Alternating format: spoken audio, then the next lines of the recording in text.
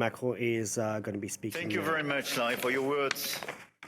Your Majesties, distinguished heads of state and governments, President Lagarde, ministers, ambassadors, business leaders, ladies and gentlemen. I'm extremely happy to be here, and it's great to be here, as the Financial Times would say. And it's a time of peace, stability, and predictability. So let's try to address the key challenge of this world in a few minutes' time. But it's clear that we are reaching a time of instability, of imbalances, both from the security and defense point of view and the economic point of view. Look at the situation where we are. I mean, a shift towards autocracy against democracy, more violence, more than 60 wars in 2024, an absolute record, even if I understood a few of them were fixed. And conflict has become normalized, hybrid, expanding into new domains, space, digital, information, cyber, trade, and so on. It's as well a shift towards a world without rules, where international law is trampled underfoot, and where the only law that seems to matter is that of the strongest, and imperial ambitions are resurfacing. Obviously, the Russian war of aggression against Ukraine, which will enter into its fourth year next month, and conflicts continue in the Middle East and across Africa. This is as well a shift towards a world without effective collective governance, and where multilateralism is weakened by powers that obstruct it or turn away from it, and rules are undermined. And I can multiply the examples of international bodies weakened or left by the key economies. And when we look at the situation, it's clearly a very concerning time, because we are killing the structure where we can fix the situation and the common challenges we have. Without collective governance, cooperation gives way to relentless competition. Competition from the United States of America through trade agreements that undermine our export interests, demand maximum concessions, and openly aim to weaken and subordinate Europe, combined with an endless accumulation of new tariffs that are fundamentally unacceptable, even more so when they are used as leverage against territorial sovereignty. And competition from China, where massive excess capacities or distortive practices threaten to overwhelm entire industrial and commercial sectors. Export control has become more dangerous new tools, destabilizing global trade and the international system. And the answer, in order to fix this issue, is more cooperation and building new approaches. And it's clearly building more economic sovereignty and strategic autonomy, especially for the Europeans, which is for me the core answer. In this context, I want to exclude two approaches. The first approach would be to passively accept the law of the strongest, leading to vassalization and bloc politics. I think accepting a sort of new colonial approach doesn't make sense. And all the head of state and government and business leaders, which would be too complacent with such an approach, will take a huge responsibility. The second will be to adopt a purely moral posture, limiting ourselves to commentary. That path would condemn us to marginalization and powerlessness. Faced with the brutalization of the world, France and Europe must defend an effective multilateralism because it serves our interests and those of all who refuse to submit to the rule of force. And for me, the two answers are, on one side, more sovereignty and more autonomy for the Europeans. On the other side, an efficient multilateralism to deliver results through cooperation. Obviously, France and Europe are attached to national sovereignty and independence, to the United Nations and to its Charter. And it's not an old-fashioned way to live multilateralism. It's just not to totally forget what we learned from the Second World War and remain committed to cooperation. And this is also because of those principles that we have decided to join the mutual exercise in Greenland without threatening anyone, but just supporting an ally and another European country, Denmark.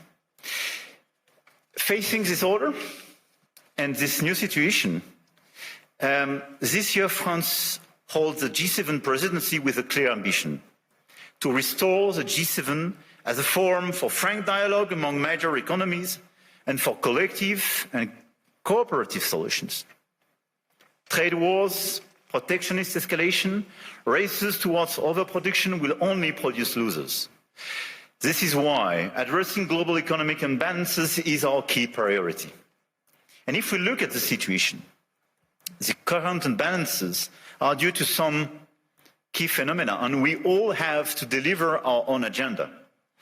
This includes American overconsumption, Chinese underconsumption and overinvestment, and European underinvestment and lack of competitiveness.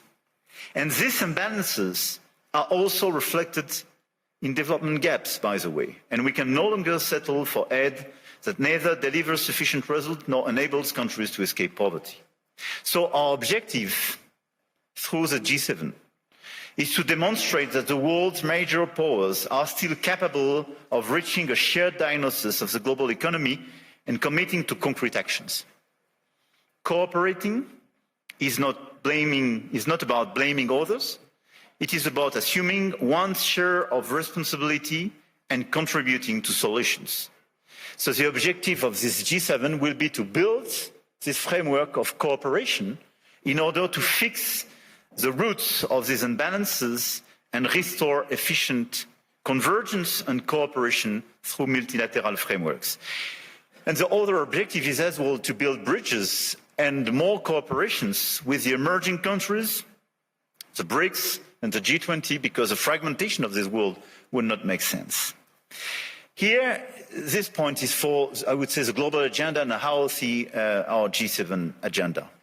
On the other side, we have the European answer. And for me, Europe clearly has to fix its key issues: the lack of growth, the lack of GDP per capita growth, and the three pillars of our strategy in order to deliver more sovereignty, more efficiency and more growth would be based on protection, simplification and investment. Because the diagnosis is well known, European competitiveness still lags behind that of the US, and in the current global order, facing precisely the Chinese approach, we have to react. So first, protection. Protection doesn't mean protectionism. But today's Europeans are too naive. This is the unique market open to everybody without checking level playing field. Nobody can access the Chinese market as people are accessing the European market for sure. But even if you take the US and a lot of other countries, the level of protection does exist for investment and trade. And the Europeans are the only one not to protect their own companies and their own markets when the other countries doesn't respect level playing field. This is why we have to be much more realistic if we want to protect our chemical industry, our industry, from the automotive sectors to a lot of others, because they are being literally killed by the lack of respect of a normal framework and level playing field. Europe has very strong tools now, and we have to use them when we are not respected and when the rules of the game are not respected, by the way. The anti-coercion mechanism is a powerful instrument, and we should not hesitate to deploy it in today's tough environment. We must also advance the principle of European preference. There is a North American preference in your market. There is no European preference today. We are progressively creating it, and in the latest documents and decisions taken by the decisions, we do have the first examples of that, but this is extremely good. And we are currently aligning closely with Germany to deliver an ambitious and simple framework. And this is a decisive project, and I count on the European Commission to present a proposal as well by early 2026 with the highest possible level of ambition in order to deliver, I would say, across the different sectors, the principle of European preference. This is a necessity. We must act on imports as well regarding this protection issue. And in the context of escalating trade tensions and Asian overcapacities, Europe must strengthen its trade defense instruments, including mirror measures to enforce regulatory standards, and we must improve the quality and added value of foreign direct investments, targeting projects with strong export potential. And this is core for the rebalancing with China. China is welcome, but what we need is more Chinese foreign direct investment in Europe in some key sectors to contribute to our growth, to transfer some technologies, and not just to export towards Europe some devices or products which sometimes don't have the same standards or are much more subsidized as the one being produced in Europe. It's not being protectionist, it's just restoring this level playing field and protecting our industry.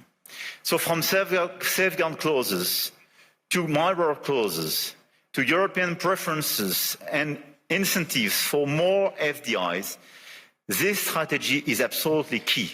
And in parallel, protecting our economies will also require a resilient strategy on both imports and exports to de-risk supply chains, particularly for raw materials, rare earths, semiconductors, chips, and to diversify our trade partners.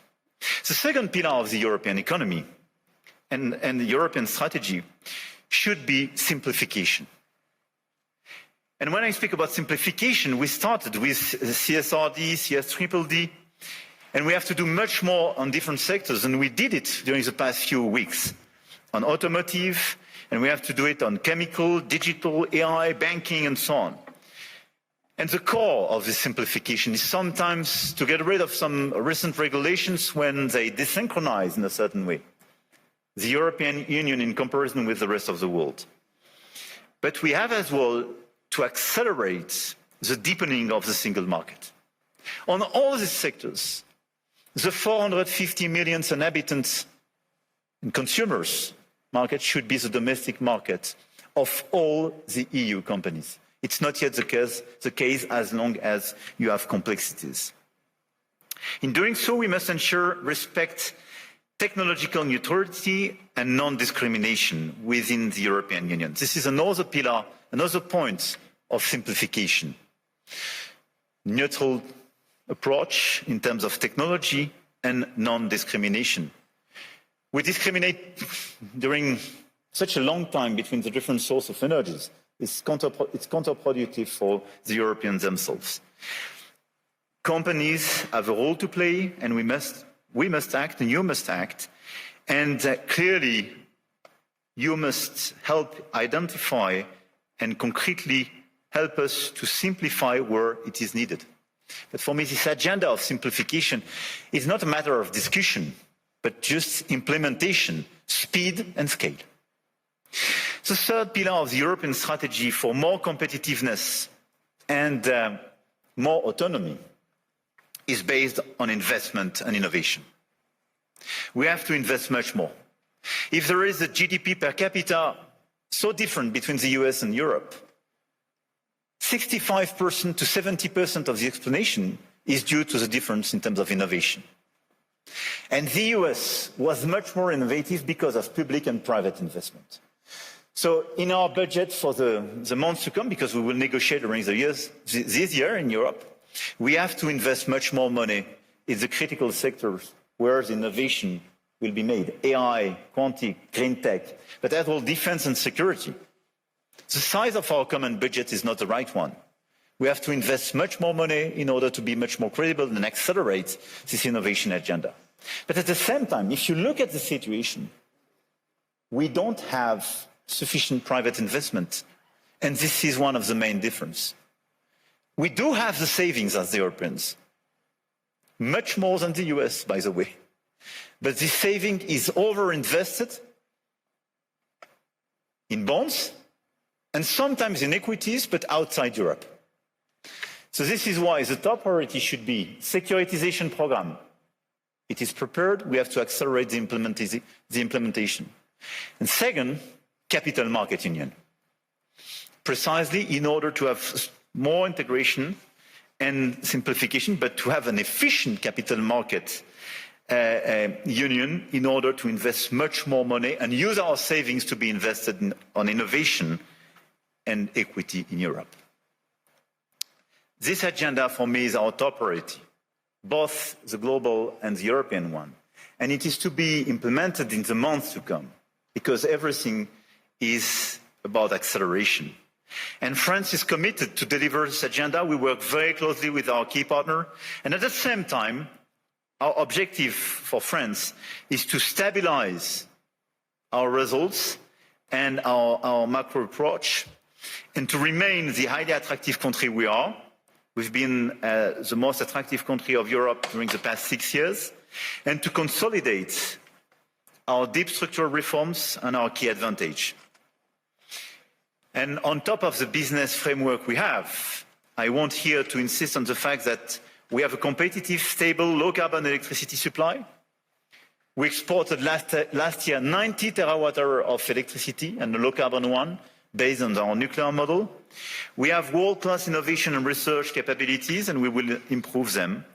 And we have one of the most vivid and active ecosystem in AI, quantum computing, energy transition, etc., and a lot of the startups and unicorns and large caps of these sectors are with me in my delegation today.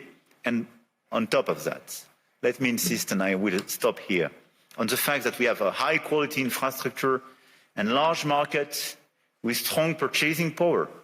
And we have a place where rule of law and predictability is still the rule of the game. And my guess is that it is largely underpriced by the market. And beyond what you can do in terms of investment, what you can do in terms of strong ambitions, having a place like Europe, which sometimes is too slow, for sure, and needs to be reformed, for sure, but which is predictable, loyal, and where you know that the rule of the game is just the rule of law, it's a good place. And I think this is a good place for today and for tomorrow. So we will be committed during 2026 to try to deliver this global agenda in order to fix global imbalances through more cooperation. And we will do our best in order to have a stronger Europe, much stronger, and more autonomous, based on the pillars I just mentioned, and based as well, and we can revert in the dialogue, but on more investment and commitments on defense and security, because we have to invest much more and invest much more. Because we do believe, and here in the epicenter of this continent, we do believe that we need more growth, we need more stability in this world, but we do prefer respect to bullies, we do prefer science to plotism, and we do prefer rule of law to brutality. You're welcome in Europe, and you are more than welcome to France.